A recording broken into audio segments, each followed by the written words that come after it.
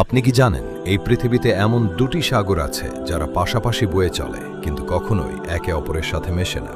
হ্যাঁ, ঠিক যেন মাঝখানে কোনো অদৃশ্য দেয়াল তোলা আছে। একদিকে গাঢ় নীল লোনা পানি আর অন্যদিকে হালকা রঙের মিষ্টি পানি বা কম লোনা পানি। আধুনিক বিজ্ঞান এখন বলছে পানির ঘনত্ব, তাপমাত্রা এবং লবণাক্ততার পার্থক্যের কারণে এমনটি হয়, যাকে বিজ্ঞানীরা বলেন হ্যালোক্লাইন।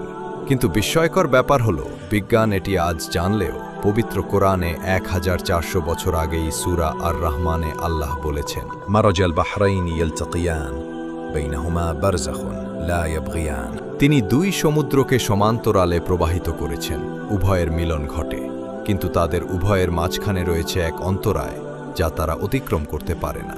সূরা আর রহমান 19-20। সুবহানাল্লাহ, আল্লাহর সৃষ্টি কত বিস্ময়কর। এ ধরনের আরও ভিডিও পেতে চ্যানেলটি সাবস্ক্রাইব করুন।